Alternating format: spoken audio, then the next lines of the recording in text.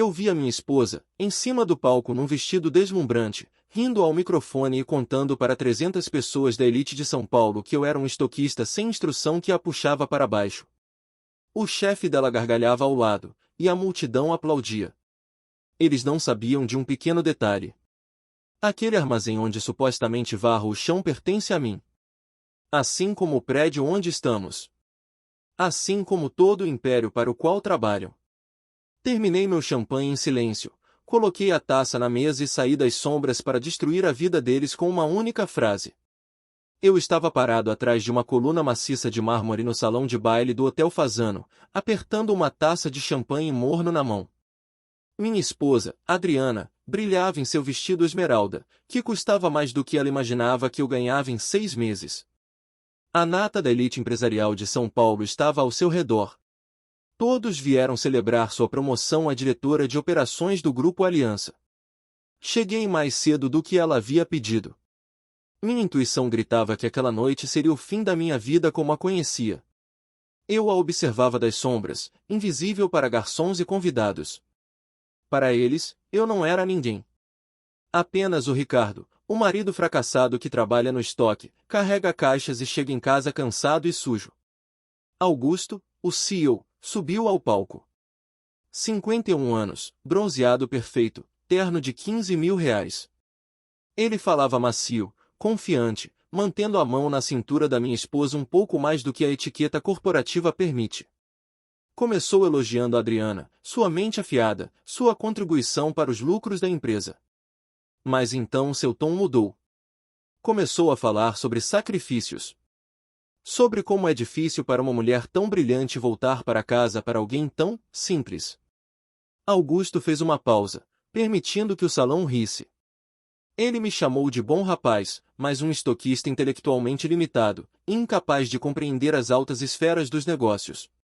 Esperei que Adriana contestasse. Que tomasse o microfone e defendesse o marido de 20 anos. Em vez disso, ela riu. Pegou o microfone e confirmou cada palavra. Disse que era verdade, que eu a impedia de crescer, que precisava me explicar coisas simples nos dedos e como isso a exauria. O salão explodiu em risadas de compreensão. Naquele momento, algo dentro de mim morreu.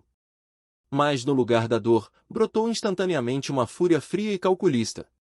Coloquei a taça na bandeja de um garçom que passava e saí para a luz. Meus passos ecoavam no parquet enquanto eu caminhava até o palco.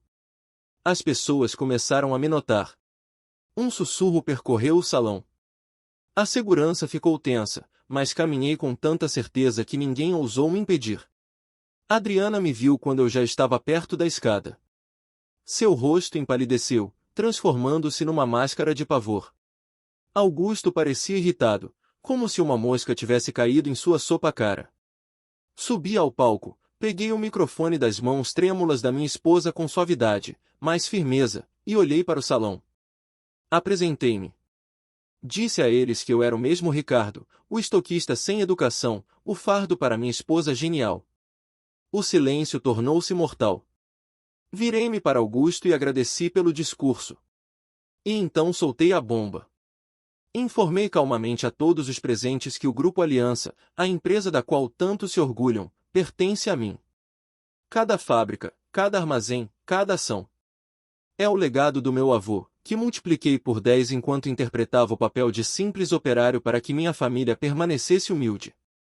Adriana tentou transformar aquilo numa piada, sua voz falhando num riso histérico. Mas eu a interrompi com fatos. Citei o valor exato da capitalização da holding, R$ 350 milhões. Virei-me para Augusto e informei que ele estava demitido. Não amanhã, não depois de uma reunião, mas agora, neste segundo. Seu rosto ficou cinza. Ele começou a balbuciar algo sobre um mal-entendido, mas eu já não ouvia. Coloquei o microfone no pódio, o som da batida soou como um tiro, e caminhei para a saída. A multidão se abriu diante de mim como o mar. Saí do hotel para o ar fresco da noite de São Paulo, sem olhar para trás enquanto ouvia os gritos da minha esposa correndo atrás de mim. Entrei na minha velha picape, que tanto irritava Adriana, e tranquei as portas. Mas antes que eu pudesse ligar o motor, meu telefone vibrou. Era um alerta do sistema de segurança do meu verdadeiro escritório, um local secreto que ninguém deveria conhecer. Abri o aplicativo e vi o vídeo em tempo real. No meu escritório, do outro lado da cidade, alguém estava lá. Não era um ladrão comum. Era o irmão de Adriana, Tiago. Ele revirava freneticamente meus papéis e tentava arrombar meu cofre. E naquele momento entendi que não era apenas uma traição conjugal por carreira. Era uma conspiração. Eles sabiam. Ou desconfiavam. E planejavam algo muito pior do que apenas uma humilhação numa festa. Apertei o botão de chamada da segurança privada e pisei no acelerador. Aquela noite estava apenas começando, e eu iria descobrir toda a verdade, por mais terrível que fosse. Acelerei minha picape velha pela Marginal Pinheiros, ignorando os limites de velocidade e os radares que piscavam no escuro. Minhas mãos apertavam o volante com tanta força que os nós dos meus dedos ficaram brancos. A imagem de Adriana rindo no palco, zombando da minha suposta simplicidade, queimava em minha retina, mas a notificação de segurança no meu celular trouxe um frio diferente, algo mais perigoso do que a humilhação pública. Aquilo era uma invasão ao meu santuário, ao único lugar onde eu podia ser eu mesmo, o centro nervoso do meu império. E saber que o invasor era Tiago, o irmão mais novo dela, o garoto que eu tirei da rua e paguei à faculdade, transformava a dor em um veneno amargo. Cheguei ao edifício corporativo na Avenida Paulista em tempo recorde. Para o mundo, aquele prédio de vidro espelhado era apenas a sede de várias empresas de tecnologia e logística. Ninguém sabia que a cobertura inteira era minha base de operações privada. Entrei pela garagem subterrânea exclusiva, onde seguranças, homens ex-militares que conheciam minha verdadeira identidade há anos, já me aguardavam. A expressão deles era grave. Não precisaram dizer nada, apenas apontaram para o elevador privativo que exigia a leitura biométrica da minha íris para subir. Enquanto a cabine ascendia silenciosamente pelos 30 andares, senti a transformação completa. O marido submisso e o estoquista cansado ficaram no térreo. Quem saiu daquele elevador foi o proprietário majoritário do Grupo Aliança, um homem que não perdoa traições. As portas se abriram para o meu escritório panorâmico.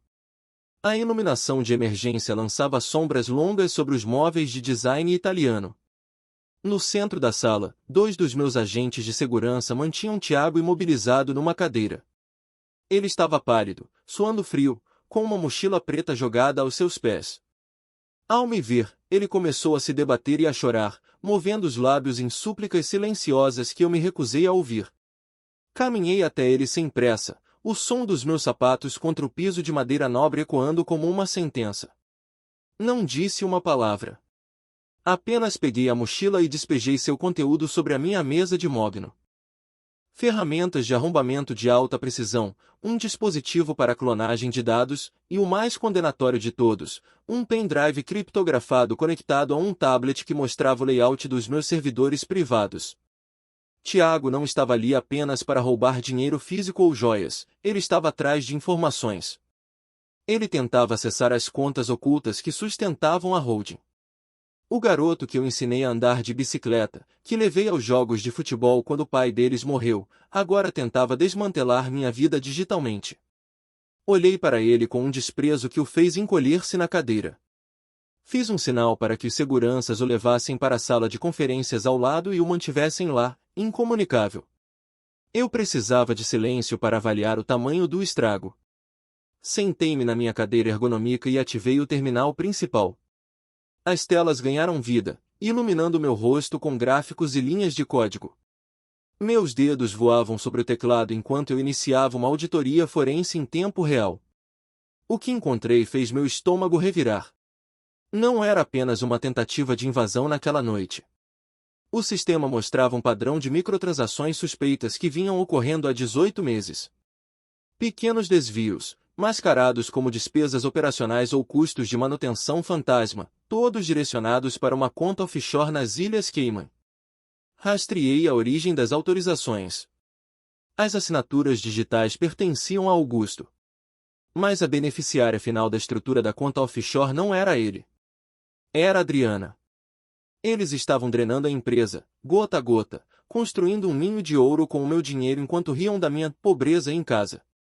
O valor total desviado ultrapassava a marca de R$ 800 mil. Quase 1 milhão roubado do homem que dormia ao lado dela todas as noites. A audácia era impressionante. Eles usaram a posição dela, que eu facilitei indiretamente ao não interferir em sua carreira, para roubar a própria empresa que a promovia. A raiva fria deu lugar a uma determinação cirúrgica. Era hora de revidar, não com gritos ou violência física, mas com o poder absoluto que eles nem sonhavam que eu possuía. Comecei a digitar os comandos de bloqueio total. Primeiro, revoguei todas as credenciais de acesso de Augusto.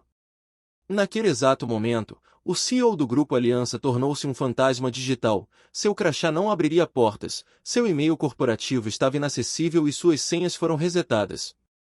Em seguida, foquei nas finanças pessoais ligadas à corporação.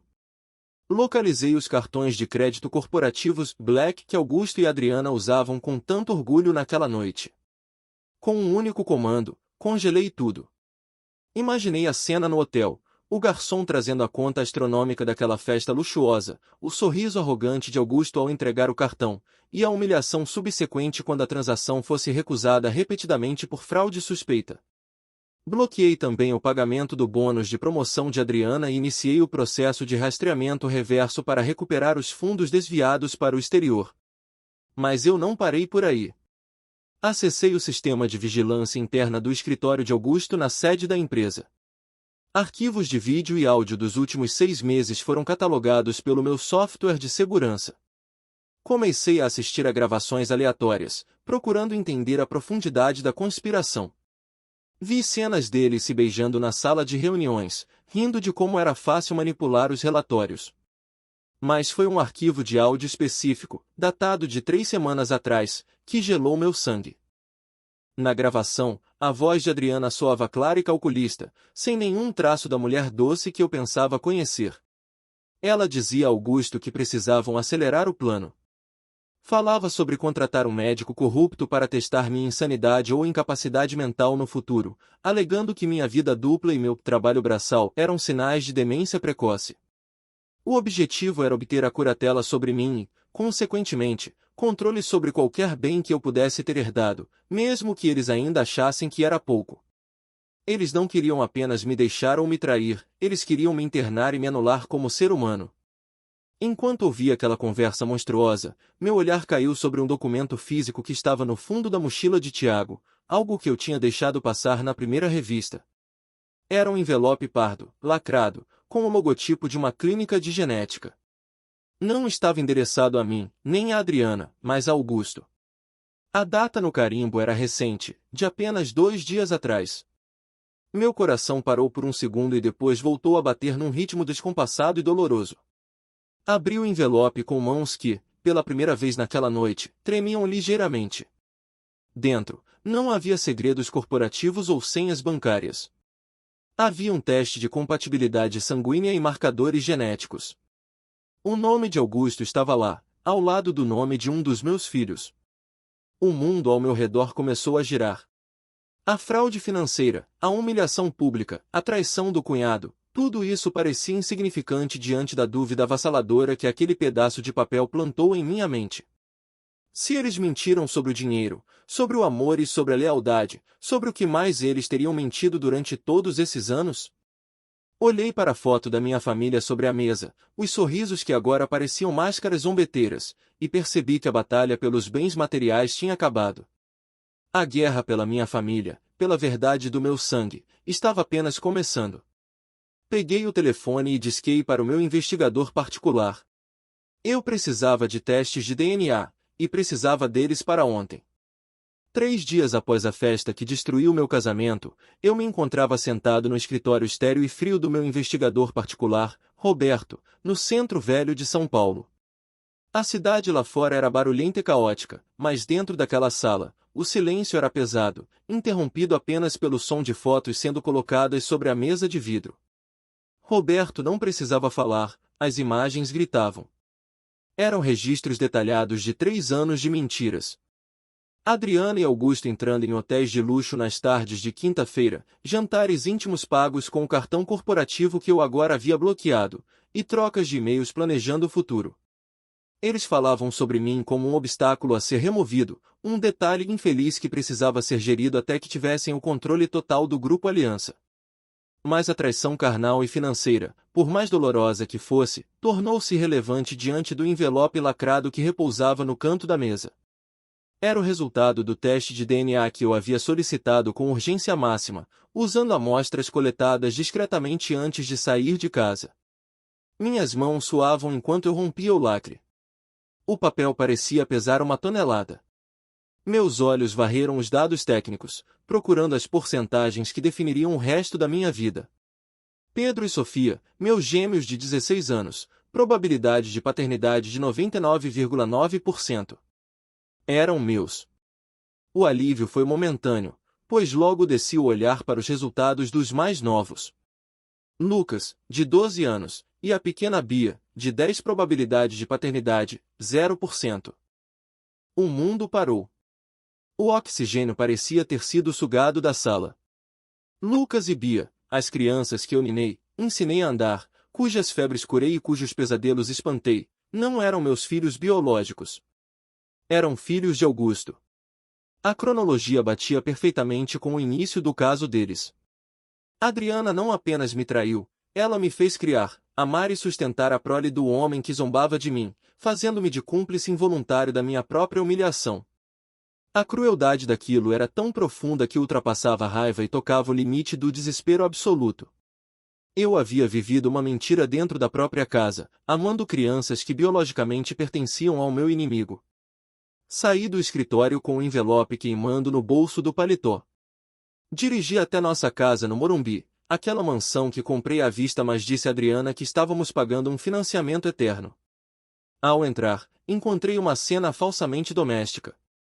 A Adriana estava na sala, tentando manter as aparências com as crianças, embora seus olhos estivessem inchados de chorar pelo bloqueio das contas e pela vergonha pública. Quando me viu, sua expressão endureceu, preparou-se para uma briga sobre dinheiro ou divórcio. Ela não fazia ideia da bomba atômica que eu trazia comigo. Convoquei todos para a sala de estar. Não gritei, não quebrei nada. Minha calma era aterrorizante, até para mim mesmo. Pedro e Sofia sentaram-se no sofá, olhando-me com uma mistura de curiosidade e medo. Lucas e Bia brincavam no tapete, alheios à tempestade. Coloquei o envelope aberto no centro da mesa de centro, ao lado de um vaso de orquídeas. Com voz firme, revelei a verdade. Expliquei o que aqueles papéis significavam. Disse, sem rodeios, que Pedro e Sofia eram meus filhos de sangue, mas que Lucas e Bia eram filhos biológicos de Augusto. O silêncio que se seguiu foi o som mais alto que já ouvi na vida. Adriana ficou branca como o papel, o ar fugindo de seus pulmões num engasgo horrorizado. Ela tentou balbuciar, negar, dizer que era impossível, mas a ciência não mente. Pedro e Sofia olharam para a mãe com um nojo visceral, uma repulsa que nenhuma criança deveria sentir por quem lhe deu a vida. Eles entenderam instantaneamente a matemática da traição. Mas foi a reação de Lucas que partiu o que restava do meu coração. O menino de 12 anos levantou-se, os olhos cheios de lágrimas, olhando de mim para a mãe, e depois para o nada. Ele perguntou, com a voz embargada, se isso significava que eu não era mais o pai dele. Tentei me aproximar, dizer que pai é quem cria, que o amor não muda com um exame de laboratório, mas o dano estava feito. A identidade dele, sua base, tudo havia sido arrancado. Adriana começou a gritar, acusando-me de ser um monstro por contar isso às crianças, tentando inverter a culpa como sempre fazia. No meio do caos, dos gritos de Adriana e do choro convulsivo de Bia, Lucas correu. Ele pegou a chave do carro da mãe, que estava sobre o aparador, e saiu porta fora antes que qualquer um de nós pudesse reagir. Ouvi o motor do SUV rugir na garagem. Corri para fora, mas vi apenas as luzes traseiras desaparecendo na curva da rua. Lucas nunca havia dirigido antes. Ele estava transtornado, fugindo de uma verdade que era grande demais para seus ombros de 12 anos. Entrei no meu carro para persegui-lo, mas ele já tinha ganhado distância. Liguei para o celular dele, mas caía na caixa postal. Liguei para a polícia, minhas mãos tremendo incontrolavelmente no volante enquanto eu dirigia sem rumo pelas ruas do bairro, rezando para ver o carro da minha esposa encostado em algum lugar. 20 minutos depois, o telefone tocou. Não era Lucas. Era um número desconhecido. Uma voz metálica e profissional do outro lado identificou-se como sendo do Hospital Albert Einstein. Perguntaram se eu era o pai de Lucas. Senti um gosto metálico de sangue na boca. Informaram-me que houve um acidente na Marginal Pinheiros. O carro havia colidido contra uma mureta de proteção em alta velocidade. O garoto estava vivo, mas em estado crítico, sendo levado para a cirurgia de emergência. O trajeto até o hospital foi um borrão de luzes e pânico. A raiva, a vingança, o dinheiro, a empresa, tudo evaporou. Nada importava além do meu filho. Porque, naquele momento de terror absoluto, a biologia tornou-se irrelevante. Ele era meu filho, e estava lutando pela vida porque o mundo adulto, com suas mentiras e egoísmos, havia colapsado sobre ele. Encontrei Adriana na sala de espera da emergência, encolhida num canto, isolada de Pedro e Sofia, que se recusavam a ficar perto dela. Ela levantou os olhos para mim, esperando talvez mais um ataque, mas eu não tinha mais forças para odiá-la. Eu só tinha medo. O cirurgião saiu horas depois, com um uniforme verde manchado de escuro. Ele nos explicou a gravidade da situação, múltiplas fraturas nas pernas, uma concussão severa e hemorragia interna controlada. O baço havia sido removido. Ele sobreviveria, mas a recuperação seria longa e dolorosa. Sentei-me na cadeira de plástico duro, cobrindo o rosto com as mãos, e chorei pela primeira vez em anos. A vingança tinha um preço, e quem estava pagando a conta mais alta era a única pessoa inocente naquela história toda. Naquele corredor de hospital, com o cheiro de antisséptico invadindo minhas narinas, jurei que destruiria Adriana e Augusto não apenas financeiramente, mas judicialmente. Eles pagariam por cada gota de sangue que meu filho derramou naquela noite. A Guerra Fria tinha acabado, agora, era extermínio total.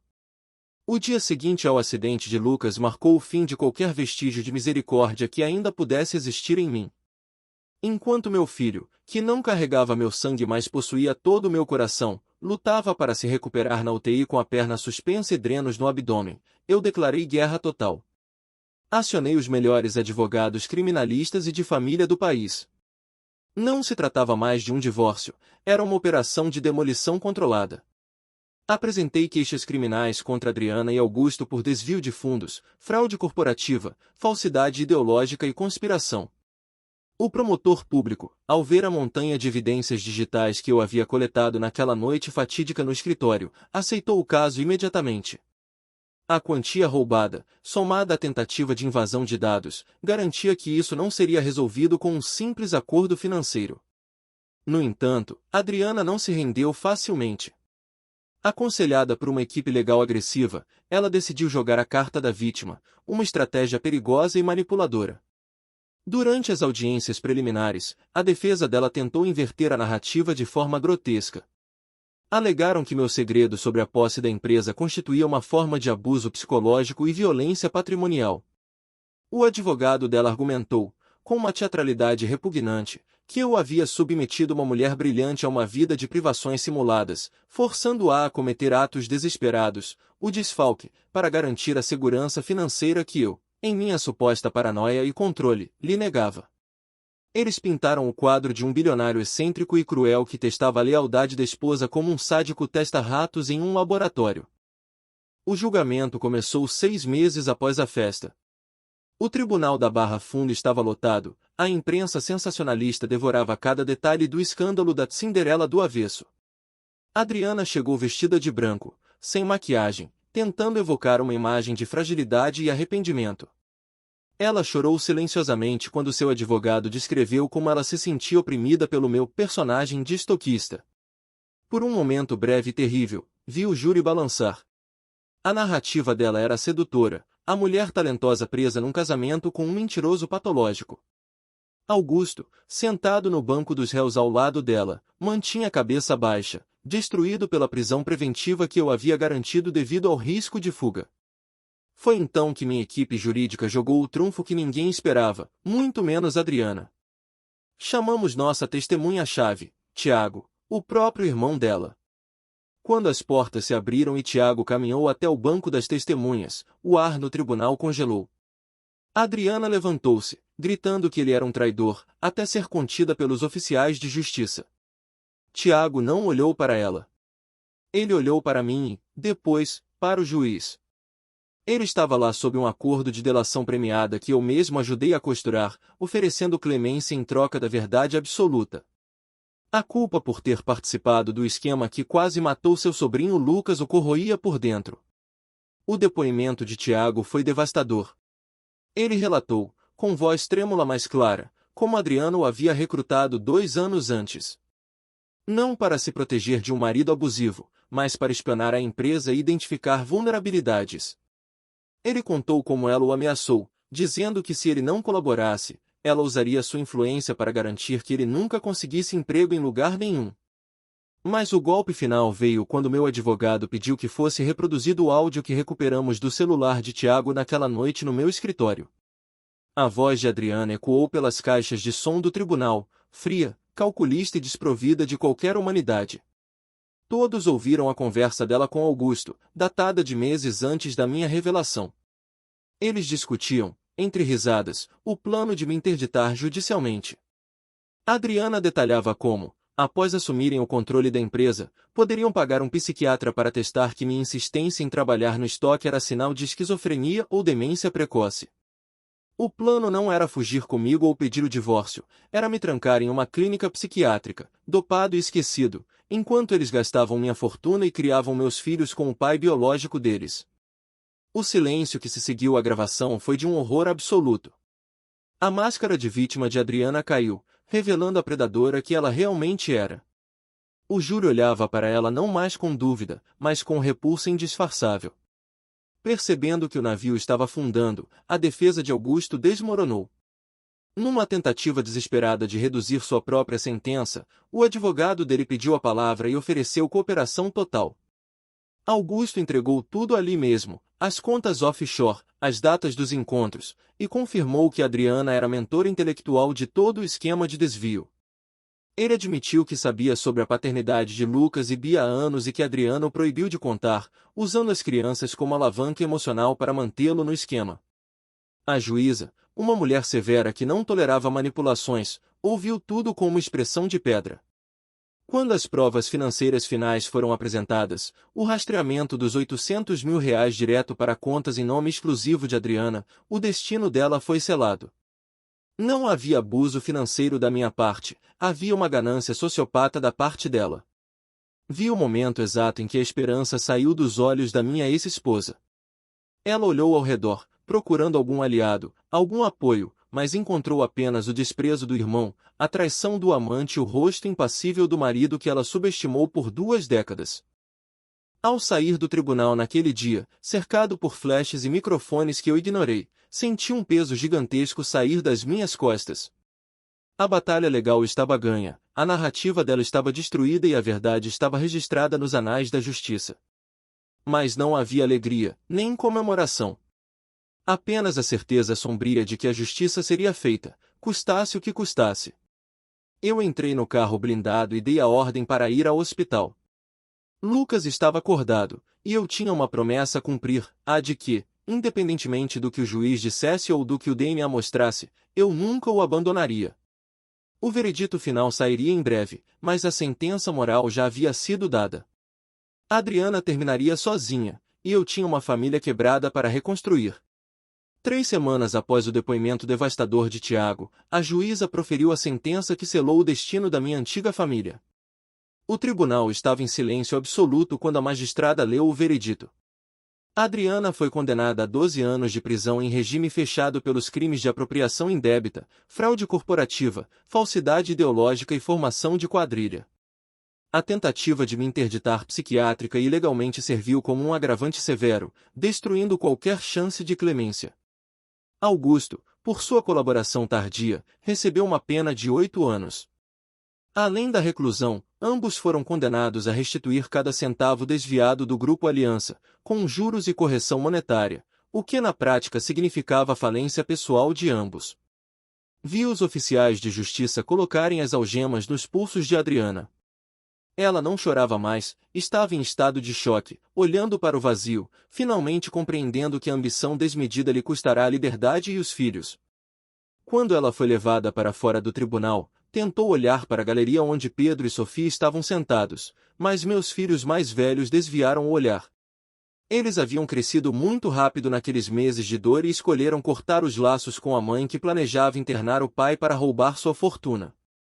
A justiça dos homens havia sido feita, mas a justiça do coração ainda precisava ser consolidada. A batalha mais difícil, no entanto, não foi no tribunal, mas no quarto de hospital onde Lucas se recuperava. Quando recebi a guarda unilateral definitiva de todas as 4 crianças, uma decisão facilitada pela prisão dos pais biológicos dos mais novos e pela rejeição expressa de Augusto em assumir responsabilidades, precisei ter a conversa mais importante da minha vida. Sentei-me ao lado da cama de Lucas, que olhava para a perna engessada com vergonha e medo. Ele esperava que eu o mandasse embora, que o descartasse como um produto defeituoso da traição da mãe. Sem dizer uma palavra, entreguei a ele os papéis da adoção oficial que meus advogados haviam preparado. Expliquei que, para a lei e para a biologia, ele podia não ter meu DNA, mas para a vida, ele era meu filho. Disse a ele que pai não é quem fornece material genético num quarto de hotel barato, mas quem fica acordado nas noites de febre, quem ensina a andar de bicicleta e quem está ali quando o mundo desaba.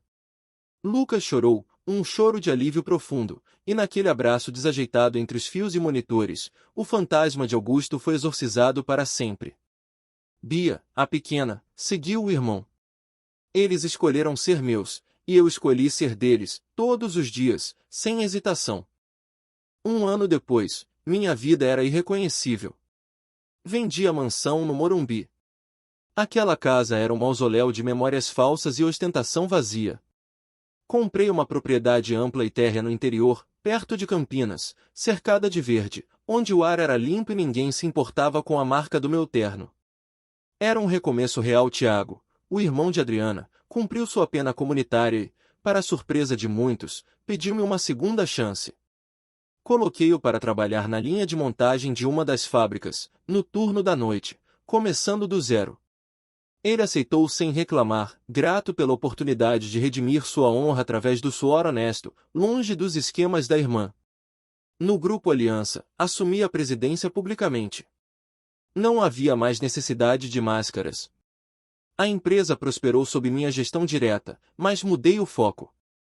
Parte significativa dos lucros que antes iam para as contas secretas de Augusto e Adriana agora financiava o Instituto Ricardo e Filhos, uma fundação dedicada a oferecer educação técnica e bolsas de estudo para jovens de baixa renda. Eu me via naqueles garotos, via o potencial que a falta de oportunidade muitas vezes sufoca. Transformar o dinheiro que quase destruiu minha família em uma ferramenta para construir o futuro de outros foi a melhor vingança que eu poderia ter.